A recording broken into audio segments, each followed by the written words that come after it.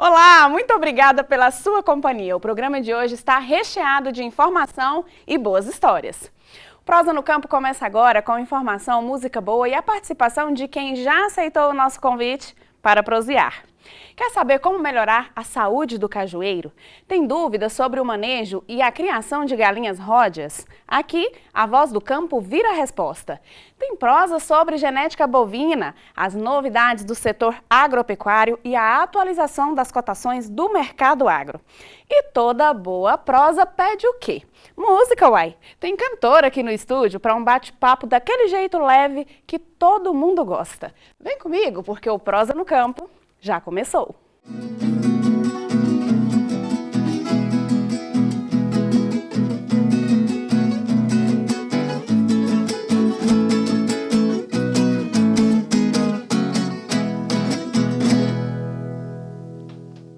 No Prosa no Campo, a voz de quem vive o campo vira a resposta. A primeira dúvida vem de Anápolis. O Salvador quer saber a forma correta de preparar um espaço para a criação de galinhas ródeas. Vamos ver. Me chamo Salvador, aqui de Anápolis. Eu estou pretendendo criar galinha ródea no espaço equivalente a 25 metros quadrados. Eu gostaria de me informar quantas galinhas que eu colocaria nesse espaço para não ficar tumultuada e quais são os devidos cuidados, ração e milhos para elas.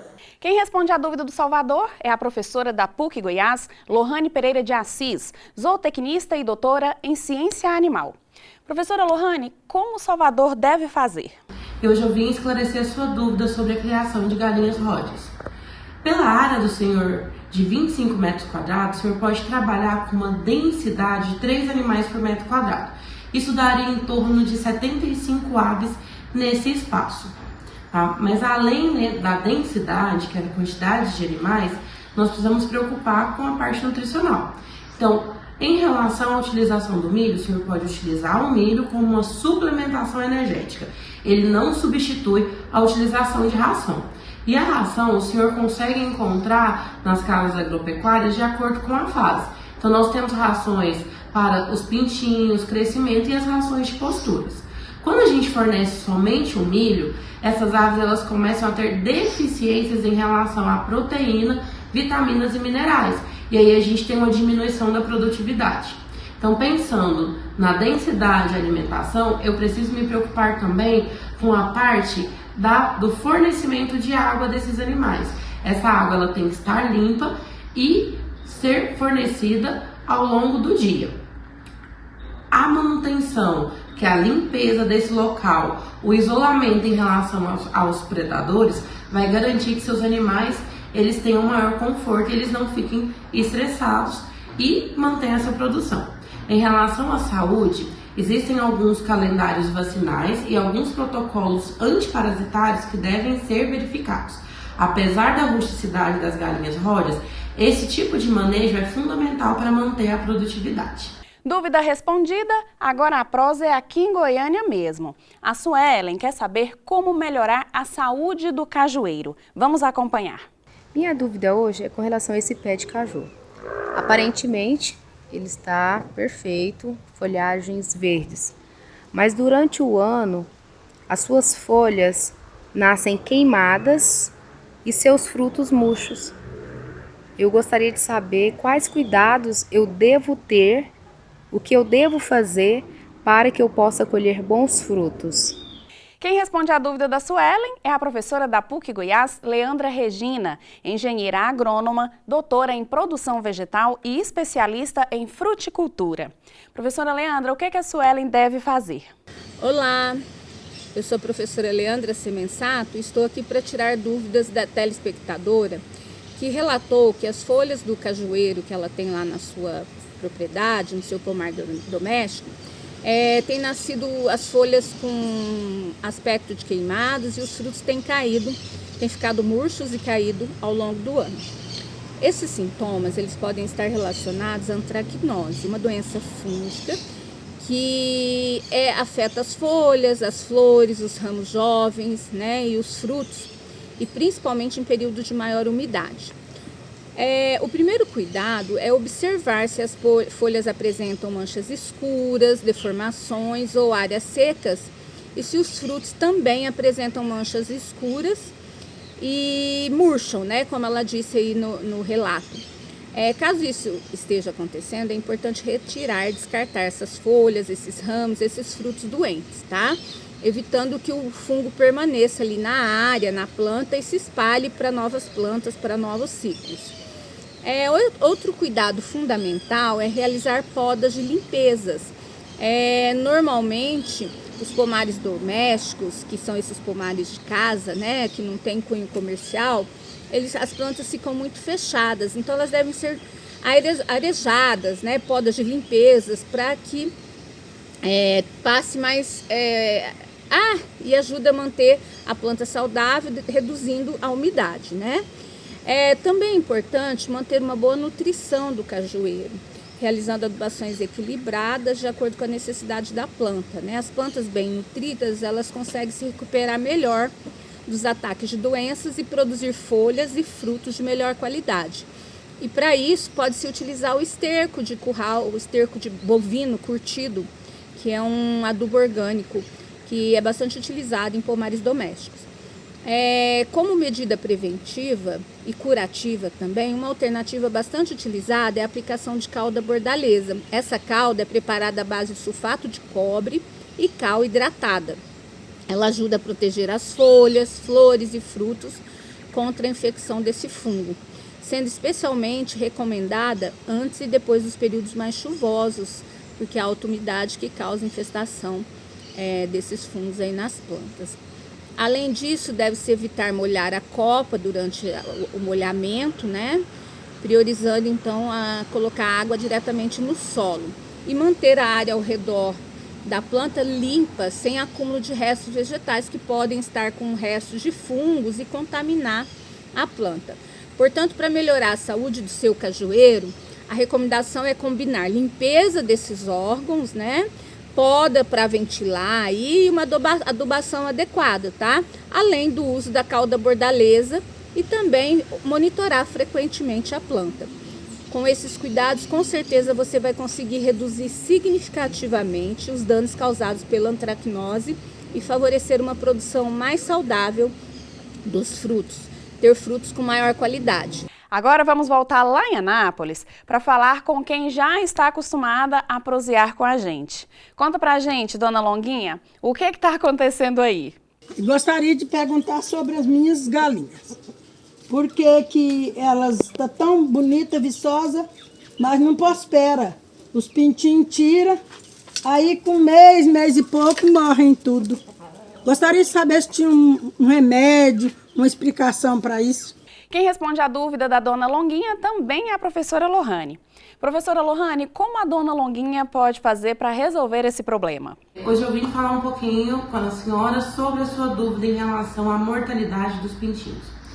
Longuinha, sem a visualização dos animais, fica um pouco difícil a gente fechar um diagnóstico. Então, assim, eu recomendo que a senhora busque no município onde a senhora reside, né, onde fica a sua propriedade, um profissional que vá até o local e faça esse diagnóstico. Mas existem alguns manejos que a senhora pode já observar em relação ao isolamento da área onde esses pintainhos eles estão, relação à umidade, ainda mais que nós estamos agora com oscilação de temperatura, o tempo está um pouco mais frio, isso pode aumentar a mortalidade desses pintainhos.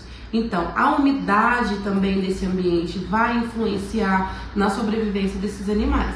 Então, a senhora descobrindo o fator que está levando à mortalidade, a senhora consegue melhorar esse problema. Mas eu ainda recomendo que a senhora busque um profissional na cidade que ele pode ir em loco e visualizar, porque se for alguma doença, ele já prescreve a medicação correta a ser implantada dentro da sua criação. Está aí a orientação. Espero que dê tudo certo por aí, viu, dona Longuinha? E você? Aceita prosear com a gente? Envie sua pergunta para o WhatsApp 629-9472-1022. É só falar o seu nome, a cidade de onde está falando e contar a sua dúvida. Você vai ser orientado por um especialista da PUC Goiás.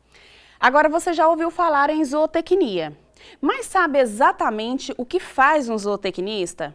Nós preparamos uma reportagem para mostrar como esse profissional atua e qual a importância dessa profissão para o agro. Das prateleiras do supermercado aos pratos dos restaurantes, o trabalho do zootecnista está presente em diferentes etapas da produção de alimentos. O zootecnista, além dele trabalhar no campo, na produção, na genética, na nutrição desses animais, ele também é responsável técnico de frigoríficos, ele é RT de alguns estabelecimentos comerciais, então ele tem um papel de garantir a qualidade do produto para chegar até esse consumidor final. E esse trabalho começa ainda na produção animal. O objetivo é aumentar a produtividade, reduzir os custos e garantir mais eficiência no processo. Nós preocupamos desde que o animal nasce até o seu produto final, levado de uma característica hoje voltada a alguns aspectos. Hoje, com certeza, ambiente, meio ambiente, com certeza, bem-estar animal, com certeza, biosseguridade, ou seja, o animal que é criado nas suas condições melhores, no ambiente criatório e, com certeza, desempenhando o seu melhor. No curso, teoria e prática caminham juntas, desde os primeiros períodos. A Fazenda Escola conta com diversos setores voltados para a formação dos alunos. Hoje, o curso de zootecnia da PUC, ele conta com um formato modular. Então, os alunos eles têm as disciplinas teóricas e ele tem uma disciplina chamada atividade integradora, que ela integra todas as práticas das disciplinas em teoria. Então, dentro dos setores de produção, dentro dos laboratórios, eles colocam em prática o que está sendo visto dentro de sala de aula. Então, em sala de aula, a gente faz as atividades dinâmicas, mas aqui eles colocam isso em prática, seja na avaliação do bem-estar do animal, seja na avaliação nutricional, formulando essas dietas, avaliando o ganho de peso desses animais. A gente começa no básico, que tem histologia e tudo mais. A gente já começou no primeiro período com criação de silvestres, com fisiologia, é muito massa, que a gente vai para o campo, a gente vê os animais, a gente tem conservação de solos também, a gente vai para o campo, a gente vai para o meio do milho, meio do pasto. Isso é muito massa, já ter logo no primeiro período. A PUC Goiás foi a primeira instituição do estado a oferecer o curso de zootecnia.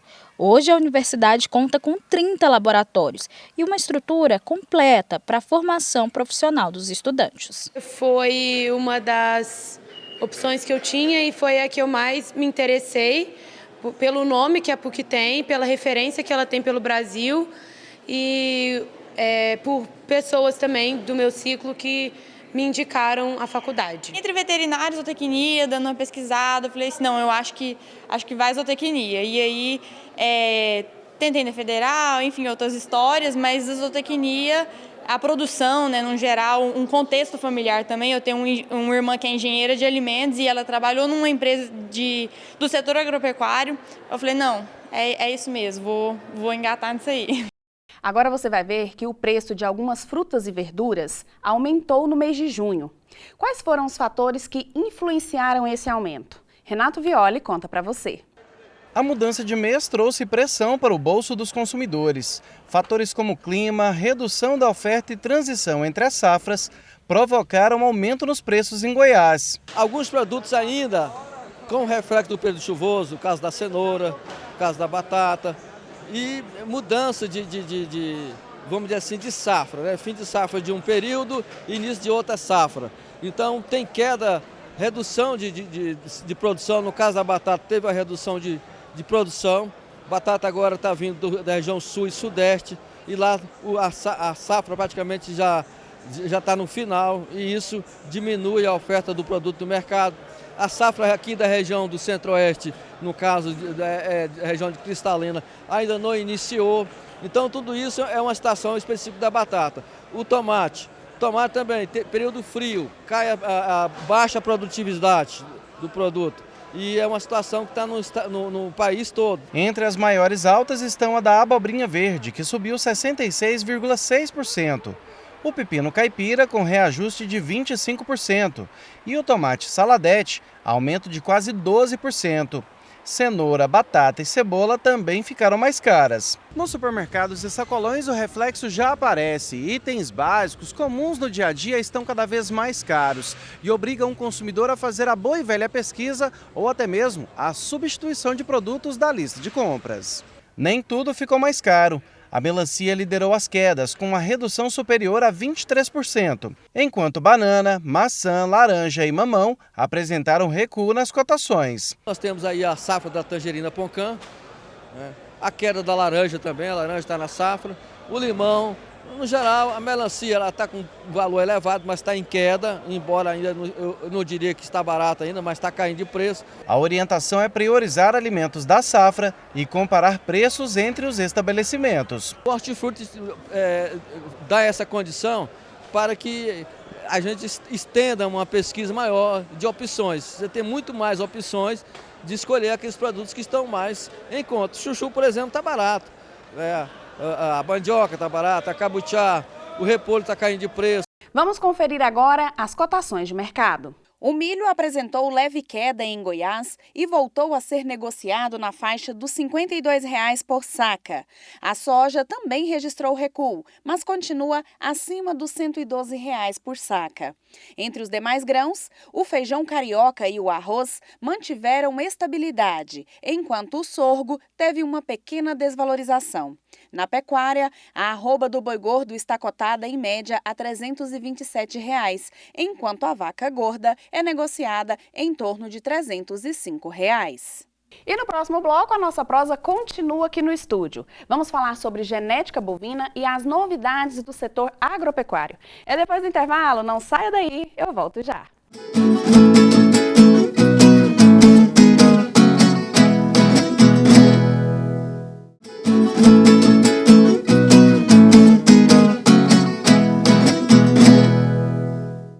Estamos de volta e agora vamos falar sobre genética bovina e as novidades do setor agropecuário. Quem está comigo para essa prosa é o Dr. Luciano Bonfim, presidente da Associação Goiana dos Criadores de Zebu. Bora prosear, doutor, seja bem-vindo. Vamos bater um papinho bom. Doutor, explica pra gente, para quem não é do agro, para a galera que não tem tanto conhecimento, o que é o Zebu, qual que é a importância dele para a pecuária goiana? Tá. Nos bovinos existem os taurinos e os zebuínos. Os zebuínos são mais da região da Índia, do Paquistão. Os taurinos mais do continente europeu, tá? A grande diferença para você saber se um é bovino, se é taurino, zebuíno, é justamente o cupim, coisa que o taurino não tem. São várias raças que vieram para o Brasil e da região, uma região bem inóspita, né?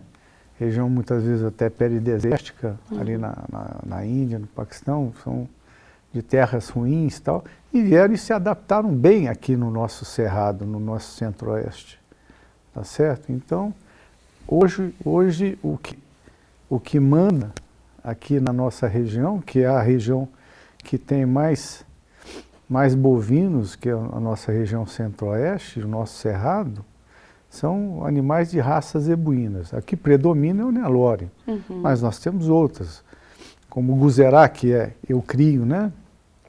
O Gir, o Sindi, o Tabapuã, o Brahma. Então, são várias raças. E eles são estrangeiros. Eles vieram de lá, mas nós soubemos melhorá-los geneticamente. Eu falo até brincando, hoje o melhor Nelore, se brincar, não está na Índia, está aqui no Brasil, o melhor Guzerá está aqui, não está lá. O melhor Gir também está aqui, tanto que o pessoal vem, por exemplo, o pessoal da África tem vindo buscar muitos animais aqui para levar para o continente lá. Estão vindo buscar a nossa genética, porque a gente aqui no Brasil, a gente fez um trabalho muito bom para isso. E hoje tem uma extrema importância para a pecuária brasileira, né, doutor? Total, né? Porque, vamos colocar 80% ou mais de raças dos bovinos aqui no Brasil são ou de raças zebuínas ou com mestiços zebuínos, né? Tá? Agora uma curiosidade, doutor. Acredito que muita gente também tem essa curiosidade, porque eu já escutei. Quando a gente fala de um animal avaliado em R$1 milhão e até mais, o que exatamente está sendo comprado e o que faz ele valer tanto? A genética dele, o trabalho genético desse animal. Aí você entra tudo. Existe uma coisa que chama fenótipo, que é a genética mais o meio ambiente. Isso compõe o animal, tá? Geralmente são animais que realmente despontam, né? Tá certo? Tanto no Nelore quanto no Tabapuã, no Guzerá, né? São animais que realmente têm muita genética para distribuir. Então, geralmente é uma...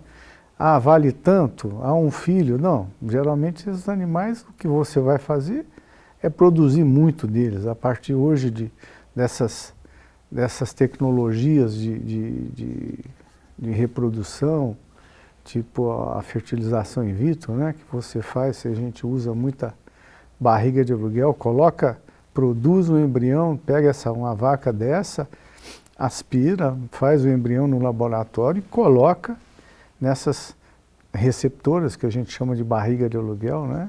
Então, quer dizer, muitas vezes uma matriz que na sua vida normal de parição daria 10, no máximo uns 15 animais, muitas vezes vão dar 150, 200 ou mais animais, tá certo? Então, muitas vezes esse animal de 1 milhão vai produzir muito mais coisa que não só um bezerrinho por ano, como a gente gostaria, vai produzir muito mais. Então, muitas vezes ela se paga bem com isso. Quando a gente fala desse melhoramento genético, o produtor que possui ali um pequeno rebanho, ele também pode se beneficiar dessa genética? Como ele deve fazer? Por onde começar? Vamos colocar. O que a genética, o melhoramento fez no gado? Há 20 anos aí atrás, você geralmente ia mandar para o frigorífico animais com uns 4, 5 anos. Hoje, o melhoramento que a gente obteve com relação à precocidade, a melhoramento de carcaça, tá certo? Isso tudo fez com que essas raças, o zebu em si, esse melhoramento genético todo, então fez ganhar muito. Então o que a gente faz sempre com isso? A gente vai difundir, vai aumentar esses animais. Um pequeno criador pode não é? O pessoal, muitas vezes a gente fala em inseminação, IATF, FIV, aí o pessoal se assusta achando que existe um valor muito grande sobre isso. Não, você tem que, não é assim tão grande. O pessoal pode, o pequeno também pode se... E existe também algumas entidades, tipo o Sebrae, que auxiliam nisso, tá? Então o pessoal pode procurar isso tudo. Hoje nós tivemos, há algum tempo, eu vim batendo um papo com o pessoal do Sebrae, existe alguns programas que eles facilitam mesmo para o pequeno. Tá, e existe uma cadeia também. Muitas vezes o cara que desenvolve a melhor genética, ele vai desenvolver aqui aquela pirâmide, né? Uma pirâmide invertida. Os que realmente produzem uma genética tão importante vão ficar aqui nesse topo. E depois ele vai difundir nessa genética. Tá? Então, por exemplo, aqui em Goiás, a gente tem uma parceria de 27 anos já, da nossa Associação Goiana dos Criadores de Zebu, da GCZ, com a Embrapa Cerrado. E até aqui a gente tem o Centro de Tecnologia de Melhoramento Animal. A gente tem as provas de ganho de peso aqui em Santo Antônio, aqui pertinho de Goiânia. Tá. Hoje a gente tem lá animais das raças Guzerá, Tabapuã, Nelore e Brahma. E essa é uma prova que geralmente alguns criadores mandam esses animais para lá, que vão ser bem avaliados por já quase um ano, e os melhores geralmente vão a leilão.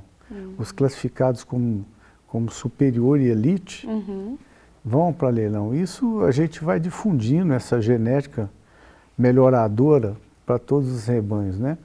Mas como eu estava falando agora mesmo, antigamente com esse melhoramento, antigamente se abatia animais com 4, 5 anos. Hoje, com 24 meses, você está abatendo. E outra coisa que a gente tem feito, que se falava que a carne do zebu não era uma carne tão boa. E hoje, com com novas tecnologias, com avaliação de ultrassom de carcaça, como genômica, tudo, a gente tem mudado isso. A gente tem produzido com o zebu carnes assim, tão macias, tão saborosas, quanto muitas vezes o que o pessoal fala muito, marmoreio, né, que é aquela gordura entremeada que acaba dando uma maciez maior na carne. Isso a gente tem conseguido muito com o melhoramento genético, com essas novas tecnologias que vão entrando. Isso acaba, não é? E como muitas vezes a tecnologia começa um pouco mais, como tudo, né, um pouco mais cara, mas vai caindo geralmente o valor e fica acabando sendo acessível para todo mundo. Quando a gente fala da carne, que o pessoal de casa deve estar preparando, inclusive, para o almoço, enfim. Eu já escutei falar, doutor, não sei se é verdade, mas eu já escutei falar, por exemplo, você vai lá no açougue e compra lá uma carne, um cupim, um filé mignon, o que seja. Aí daqui uma semana você volta no mesmo açougue, compra a mesma carne, mas ela não vem com a mesma qualidade, dá aquela sensação que não tem o mesmo sabor. Você fala, poxa, mas por quê? Aí eu já escutei falar, já escutei muito, não é a carne. Não existe carne de primeira e carne de segunda. Existe boi bom e boi ruim, vaca boa e vaca ruim. Aí, agora eu pergunto, isso é um mito? Tem um fundo de verdade? O que o senhor tem a dizer sobre isso? Acho que não é mito. Isso aí tem algum fundo de verdade. Existe realmente o pessoal que trabalha para o melhoramento mesmo da carne.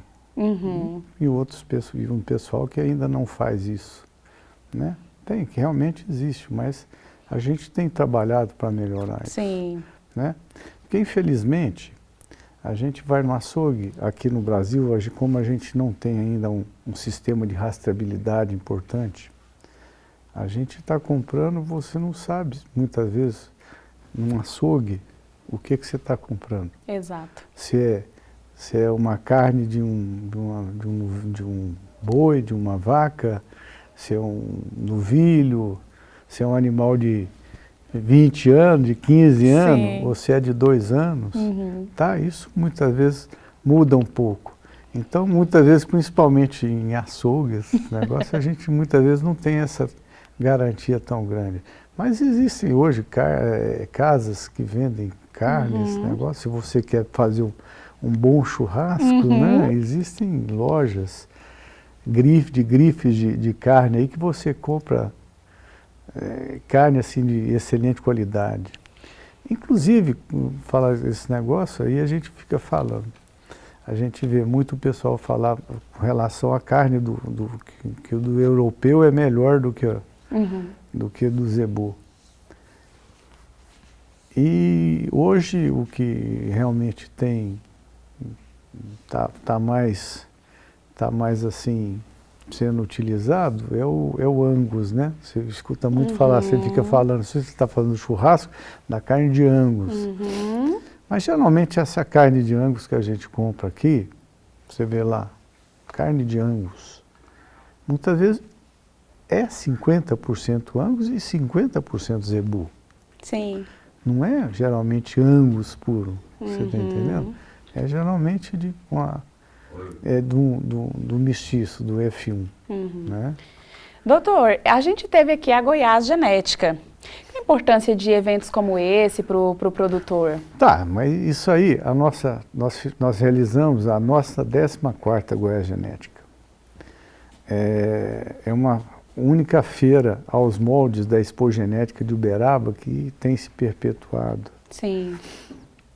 Nós fizemos agora e fizemos um pouquinho diferente. A gente tirou do Parque de Exposições de Goiânia e fez junto com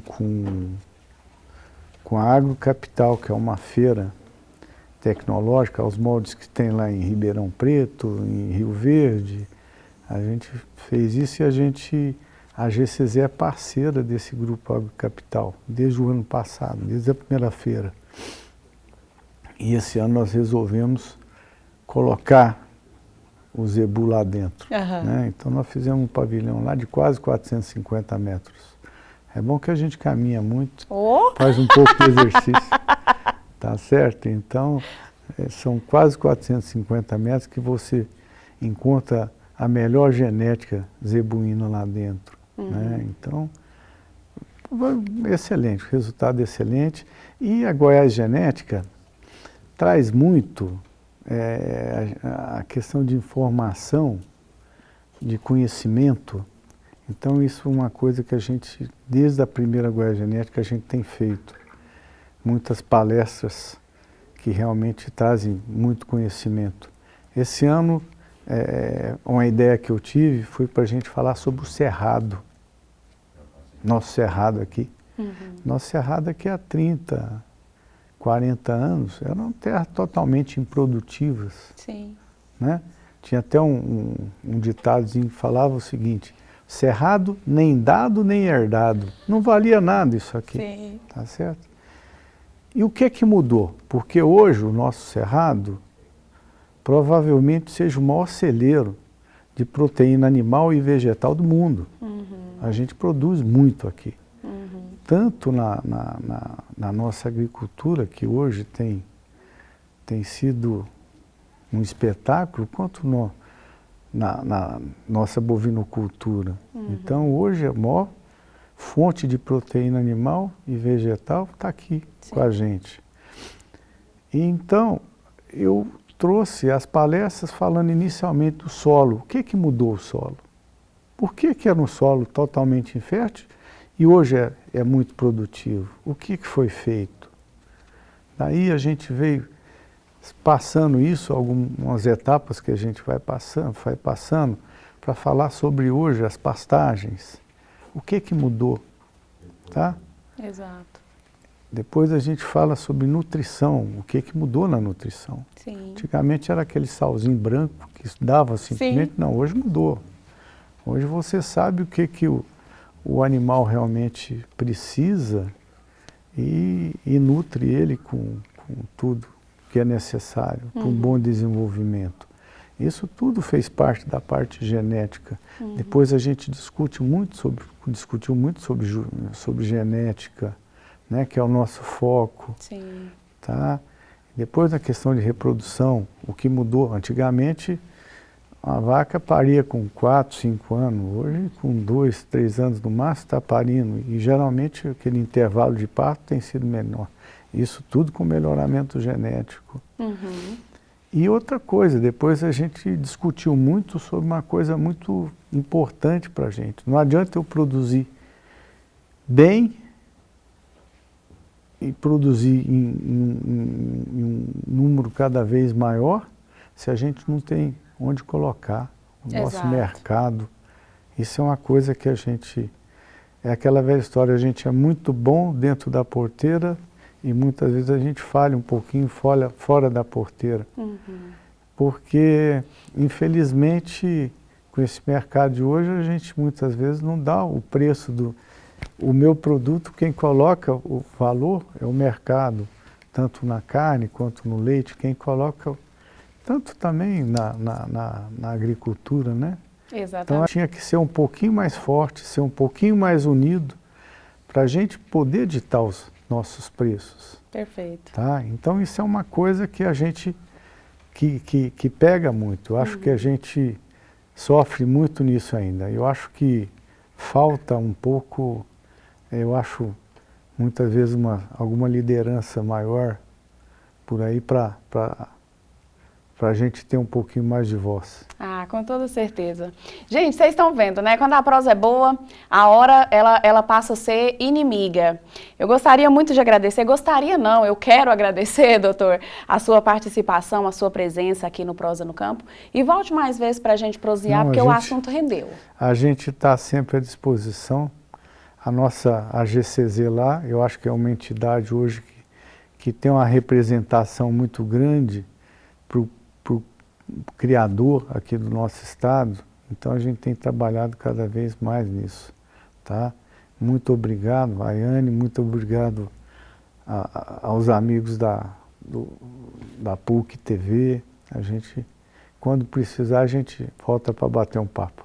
Excelente! Olha, depois do intervalo, a gente continua em clima mais leve, com música boa, aqui no Prosa no Campo.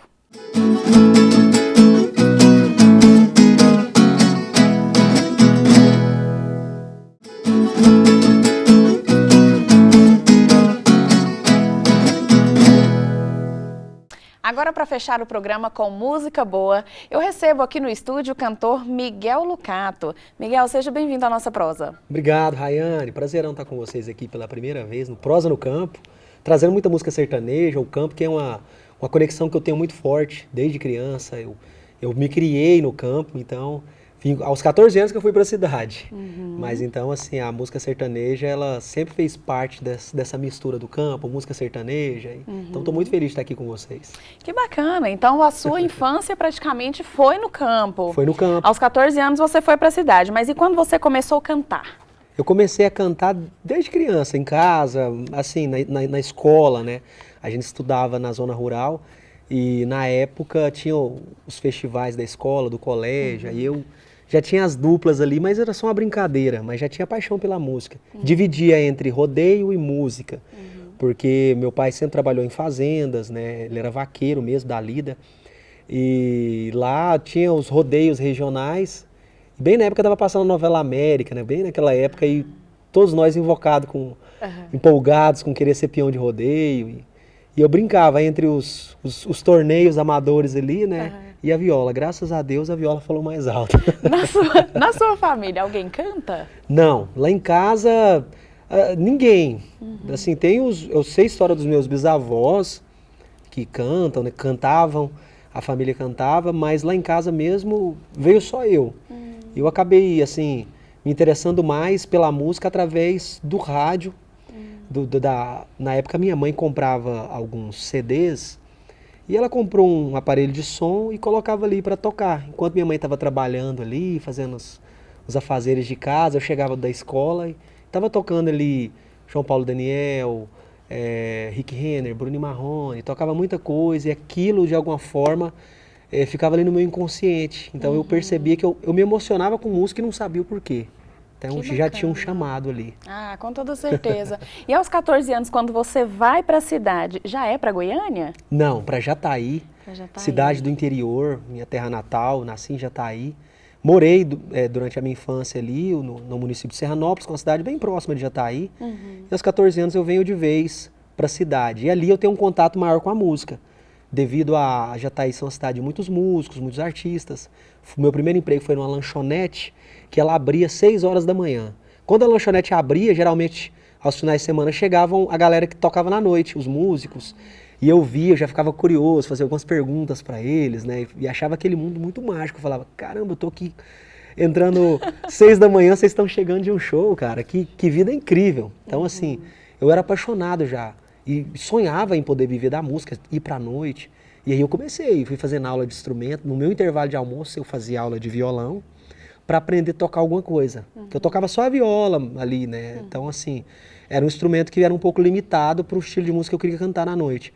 E aí eu fui aprendendo algumas coisas com o meu primeiro professor de violão ali em Jataí e comecei a fazer barzinhos. Chegava atrasado no serviço, o patrão foi muito gente boa comigo, porque aí eu comecei a chegar de madrugada, né? E aí a música falou mais alto e eu comecei para a noite, de fato, por volta de uns 17 para 18 anos, eu comecei já os trabalhos na música. Tive dupla, tive banda, um monte de projetos. Hoje você trabalha só com a música? Só com a música, graças a Deus. Já tem um bom tempo aí que eu tô na estrada trabalhando só com música. E eu falo que sucesso é você fazer o que você ama. Isso é. E poder levar o sustento da sua casa, poder realizar vários sonhos através daquilo que você ama. Então a música ela me traz paz. Não é fácil a carreira de quem trabalha com música, enfim, vive de sonho de alguma forma, mas quando você leva isso a sério, quando você realmente faz com amor, faz com a sua verdade, a resposta vem e você acaba colhendo os frutos disso daí. Tem uma música, Miguel, assim, de quando que marca esse começo, essa virada de chave, de quando você começa a trabalhar, ganhar dinheiro com a música? Tem com certeza. Tem várias, na verdade, né? Uhum. Mas tem uma de uma dupla que eu sou fã demais, inclusive eu tive a oportunidade de gravar com o compositor dessa música, um projeto, que é o Zé Henrique, da dupla Zé Henrique e Gabriel. E bem na época em Jataí, essa música estava tocando bastante, foi ali que eu também despertei para querer cantar e trabalhar com música. Vamos puxar ela? Puxa aí. Linda demais, e inclusive eu regravei, tá disponível lá no YouTube, é assim, ó. 1, 2, 3...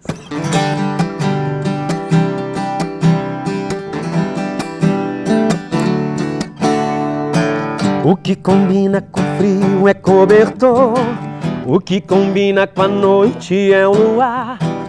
Praia e mar só combinam com calor, o que combina com festa é namorar. O que combina com sede é água doce, o que combina com riso é prazer. Primavera combinam com as flores, o que combina comigo é você, você, você, você. Todo anjo é cupido de alguém, o anjo que te flechou me acertou também. Uma flecha em dois corações, combinar com a gente combina, não tem ninguém. Combinar com a gente combina, ninguém. Eita! Play aí pro domingão, viu, gente? Mas cuidado, não se embala demais não, porque amanhã é dia de Santa Garra. Ô, Miguel, como que você escolhe o repertório do seu show? Porque eu imagino, porque você canta bem. Obrigado. Tanta história boa, tanta música boa. Como é que você faz para escolher o repertório?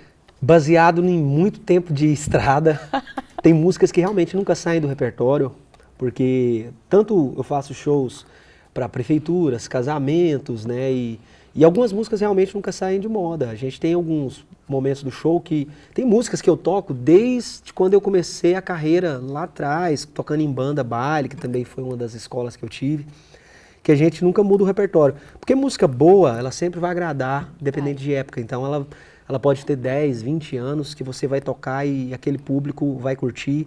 Então, hoje, por exemplo, a gente monta um repertório, já aconteceu demais de eu mudar o repertório para aquele show naquele momento. A gente tem ali já um repertório grande, então às vezes eu falo com os nossos músicos na comunicação, falo, galera, vamos mudar isso aqui, plano B, vamos fazer música X, música tal, porque às vezes você chega e o público é diferente. A região é diferente, o povo às vezes gosta de música mais moderna, às vezes gosta mais de modão, depende da cidade que você vai tocar. Às vezes a galera quer escutar um pop rock, alguma coisa diferente mesmo.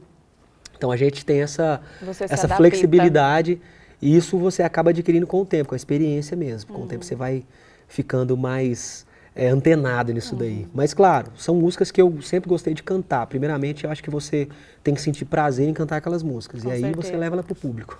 E qual que é o diferencial do show? Então, no show eu faço de tudo um pouco. Viola, gaita, que é um instrumento que eu curto bastante. A gente toca gaita no show. Que eu sempre gostei muito de música country. Então, desde a infância na fazenda, eu acompanhava alguns videoclipes que passavam na TV e eu via, eu achava aquele som diferente. Eu falava, cara, eu quero aprender esse instrumento. E hoje eu trago ela pro show e a gente faz alguns trechos, fica bem legal. Vamos fazer um trechinho aqui pra vocês? Dá uma palhinha pra nós. Vamos lá, Matheus. Essa aqui é bem diferente, assim, ó.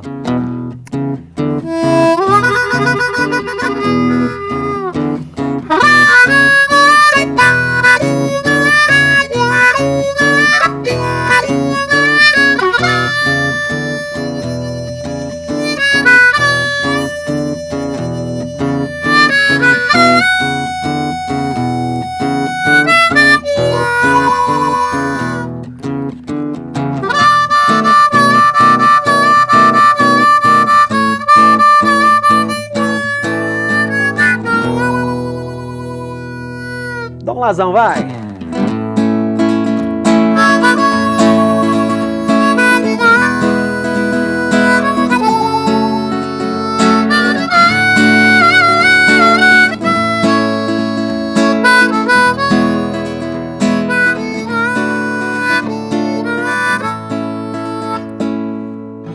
Almost heaven, West Virginia, the Ritz Mountains, Shenandoah River.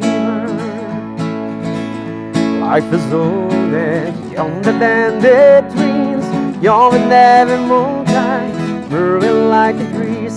Country road, take me home to the place I belong, West Virginia. Mountain mama, take me home, country road.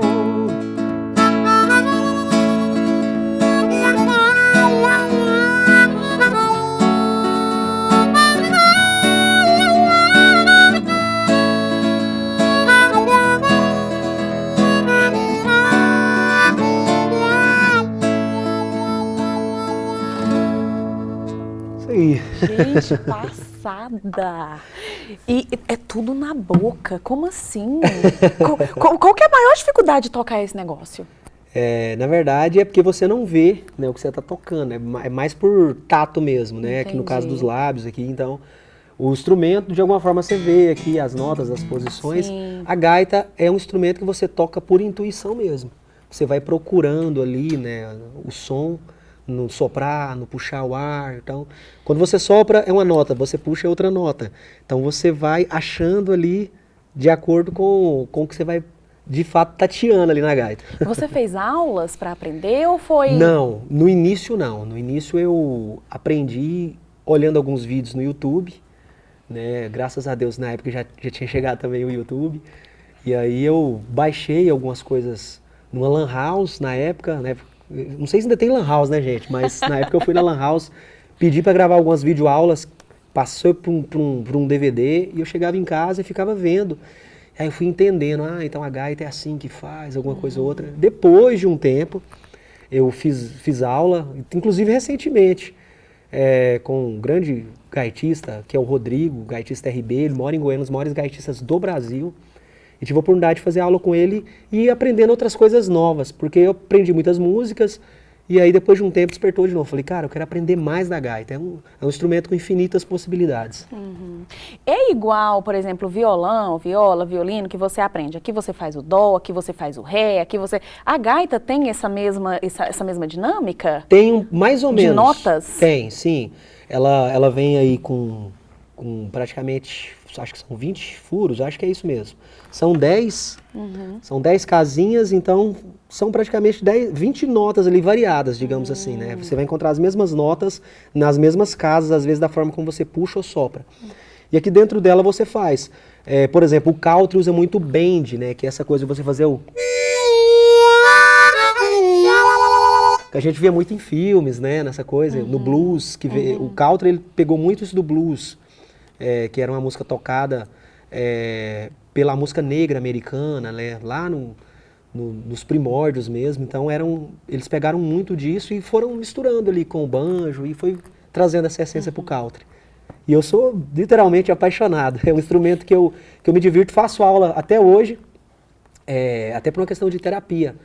Porque é um instrumento que às vezes eu nem toco tanta gaita no show, mas eu gosto de estar sempre aprendendo coisas novas, criando, enfim, é maravilhoso. Indico para todo mundo, porque no Brasil é um instrumento que é pouco explorado ainda pela música, digamos assim. A galera toca muito violão, né, viola, mas a gaita ela é um instrumento que eu gostaria de ver ela mais na música introduzida. E é diferente, né? É diferente, bem diferente. É um instrumento maravilhoso. Agora, Miguel, para quem quer acompanhar mais sobre o seu trabalho, contratar o seu show, qual que é o canal?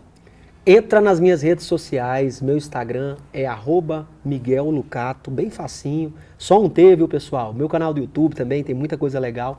Lá no meu Instagram vocês vão encontrar o telefone para contato, e-mail, tudo, pode mandar direct pra gente também, os contratantes que quiserem entrar em contato, a gente está disponível aí para fazer tanto eventos corporativos, particulares, eventos de prefeituras, enfim, a gente está aí para atender todo mundo. Gente, contratem, tá? É bom. É uma energia surreal. Miguel, eu quero agradecer a sua presença, a sua participação. Você abrilhantou aqui a nossa prosa. A gente fica muito feliz quando vocês vêm e dividem a história de vocês aqui com o nosso programa, com o nosso público. Então, muito obrigada mesmo. Obrigada ao Matheus. Arrasou demais da conta, gente. Eles trouxeram aqui um tripé, coisa mais bonita. Isso é muito bom. A gente não consegue fazer um bom programa se a gente não puder contar com a participação de boas pessoas. Então, muito obrigada por dividir sua história conosco. Obrigado, Rayane. Obrigado você. Prosa no Campo. Espero estar aqui com vocês outras vezes. Agradecer o Paiva também pelo convite, toda a direção aí da PUC TV. Obrigado mais uma vez, viu? Olha, muito obrigada a você de casa também, viu? Pelo carinho e pela companhia. Na próxima semana a gente volta com mais informação, participação do público e boa prosa por aqui. Fiquem bem, fiquem em paz e até lá. Mas é claro que para terminar na alegria da nossa prosa, canta pra gente Miguel Lucato. Bora de música minha, respeita quem te ama, o nome dela é assim, ó.